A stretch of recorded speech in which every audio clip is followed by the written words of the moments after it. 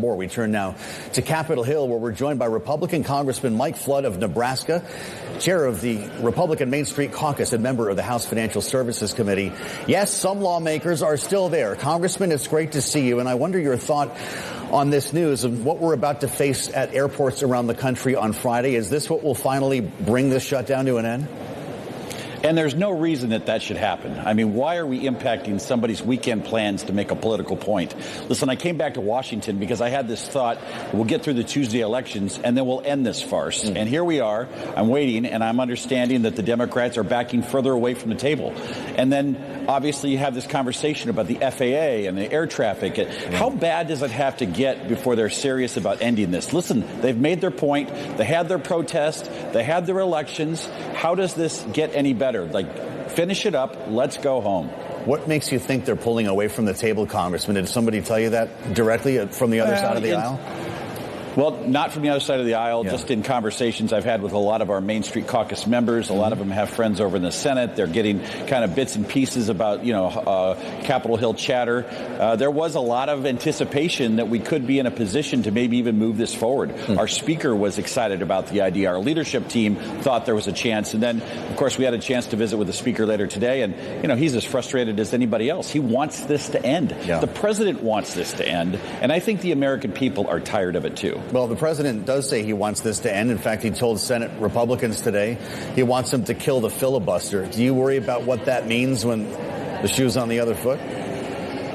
What goes around comes around. Listen, I think the Senate has to keep the filibuster at 60 votes. I say that out loud whenever I can. It's part of what makes the Senate a very unique and special, important institution. And, someday the shoe's going to be on the other foot. We don't want that. And so I greatly admire John Thune. I think he is a great American, and he's in a difficult spot, and he's doing the right things. I want to ask you about what the president said this morning and put on Truth Social last evening, effectively blaming the shutdown and the fact that he was not on the ballot for the results last evening in elections all around the country in which, in most cases, Democrats prevailed. That would suggest the president thinks that Republicans are taking the blame for that. Do you feel that's the case? Listen, it's a midterm election. This is what happened in the last midterm when Joe Biden was in office. It's what happens historically. Nothing that happened yesterday was a shock or surprise to anybody in our party. Here's what we know. We're in the process of fixing 4 years of Joe Biden's disaster. The guy didn't lift a finger on trade. He spent so much money we found ourselves in wild inflation, and you don't get 7 or 8 months to put it all back in the box and fix it. But we're going down a path and a trajectory where next year we will be judged on the results, and those results will be good. Yeah, the midterm starts today, as they say, Congressman, and it brings us to the case that went before the Supreme Court today and the arguments that were heard challenging the president's tariff regime, which most economists tell us have really clouded the economic picture and may, in fact, have kept prices from continuing to go down as the president ran on. What's your thought on what we heard today before the Supreme Court? What happens when the court says no? Are we talking about a refund program? Well, first of all, President Trump successfully used tariffs in his first term. We saw that firsthand, our Nebraska farmers and ranchers. We got better deals with China, Canada, Mexico. All of that worked in our favor.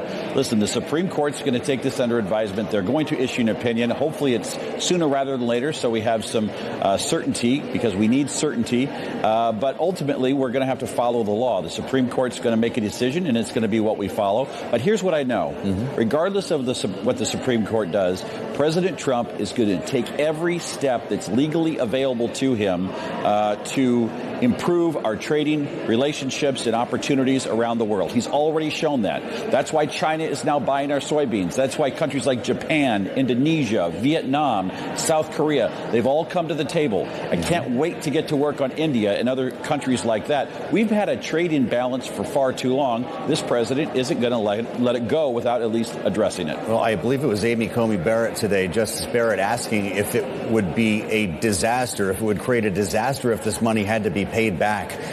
Congressman, I've only got about a minute left. What would happen if we had to write checks of that size to importers, and what would it mean for the aforementioned farmers of Nebraska?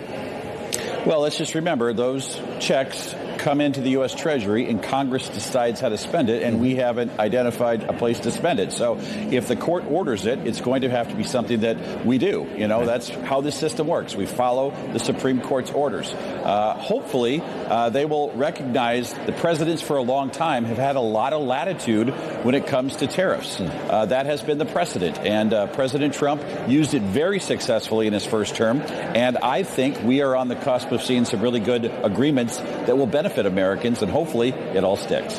With his view from the Republican Main Street, Congressman Mike Flood of Nebraska. It's good to see you, Congressman. Thanks for your time. Coming